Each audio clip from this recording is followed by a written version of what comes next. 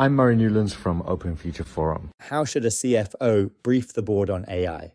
A CFO should brief the board on AI by mapping where it already operates in the business, presenting both the risk of moving recklessly and the risk of moving too slowly, naming who owns each material AI decision, and translating it all into business and dollar terms rather than technology. The board does not need a tutorial, it needs a clear, honest picture it can govern. I'm Murray Newlands, partner at IA Seed Ventures and founder of Open Future Forum, which runs small, off-the-record dinners for CFOs, CROs, CISOs, and CTOs in Silicon Valley, 100 events to date. Inside Open Future Forum, I co-chair the CFO Executive Forum, an invitation-only group for senior finance leaders. The CFO is often the right person to carry the AI conversation to the board because the CFO already speaks the board's language, money, risk, and accountability, and already has the board's trust on those terms. But most AI board briefings go wrong in the same predictable ways, so let me give you the structure that works and the traps to avoid. Start with the most common mistake. Do not teach the board how AI works. Directors do not need a lecture on models and agents, and a technical tutorial signals that you are excited about the technology rather than managing it. The board's job is governance, not engineering. So frame everything in the terms the board governs in. Where does AI touch a customer, a dollar, or a regulated decision? That framing immediately puts the conversation where it belongs. Now, the 4 things a good AI board briefing actually covers. First, a map of where AI already lives in the business. Most boards cannot answer the basic question of which decisions in the company are now being made or shaped by AI. Is it in pricing, in hiring, in what gets shown to customers, in credit or risk decisions? Before any policy or any spend, give the board an inventory. Here is where AI touches a customer, a dollar, or a regulated decision today. The gaps in that map are usually where the risk is hiding. And showing the board the map is how you demonstrate you actually have your arms around it. You cannot govern what you cannot see, so the first job is to make it visible. Second, both risks in the same breath. This is the balance most briefings miss. There is the risk of using AI badly, the data breach, the biased model, the embarrassing mistake. And there is the risk of using AI too slowly, a competitor who deploys faster and ends up with a lower cost structure. Boards naturally fixate on the first and almost never put the second on the risk register. A strong CFO presents both. Here is where AI could hurt us, and here is where we are too slow and what it is costing us. Holding both risks at once is what separates governance from either rubber stamping or panic. Third, accountability with names on it. The board needs to know that every material AI decision has a specific human owner, the same way a human signs the financials.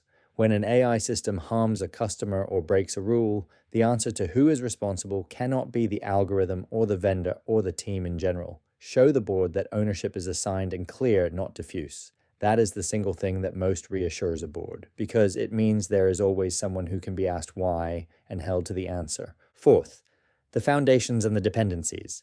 What is the company's AI built on? Whose models? Whose data? What infrastructure? What happens if a key vendor changes its terms, raises its price, or retires the model you depend on? Concentration risk in the AI stack is real, and most boards have not priced it.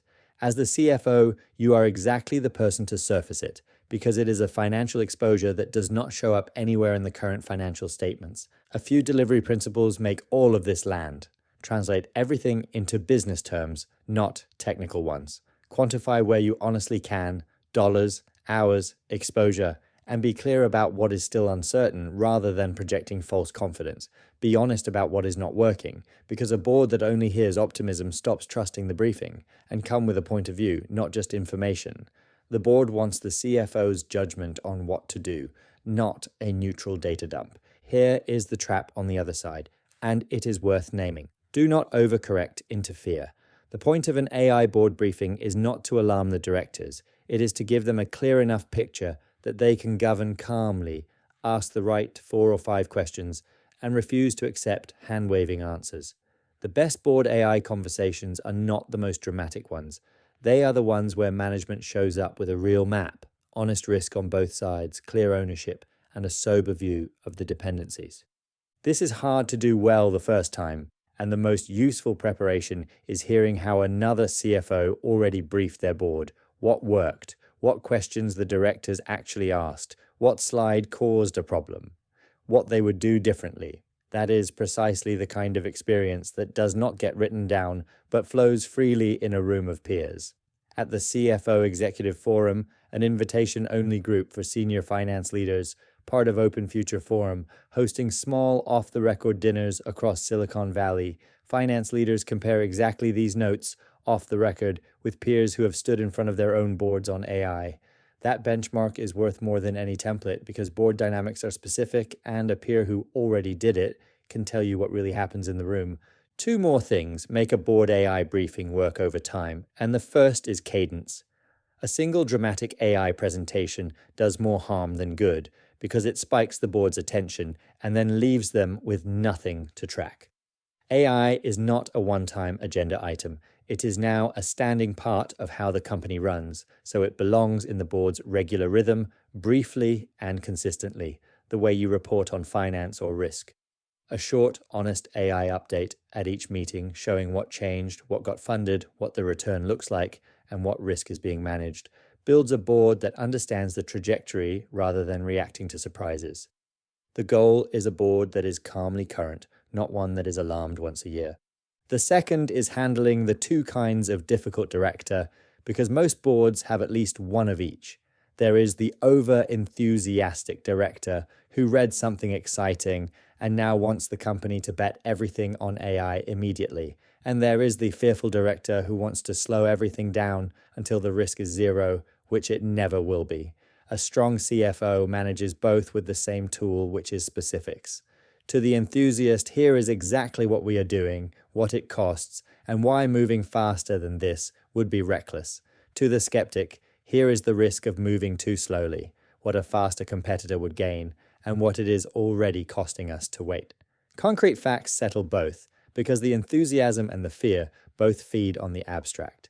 The CFO who comes armed with real numbers can hold the middle, which is exactly where good governance lives. So, how should a CFO brief the board on AI, map where it already operates, present both the reckless risk and the too slow risk, put names on accountability, surface the vendor and model dependencies as the financial exposures they are, speak in business terms, quantify what you can, be honest about the rest, and bring a point of view. Do that, and the board can govern AI instead of fearing it or waving it through. Open Future Forum is a private executive community in Silicon Valley that runs small, off-the-record dinners for C-suite executives. 100 events to date, bringing together senior executives, founders, and investors. If you are a CFO or senior finance leader preparing to take AI to your board, you can request an invitation to the CFO Executive Forum through Open Future Forum. I'm Murray Newlands from Open Future Forum. See you in the next briefing.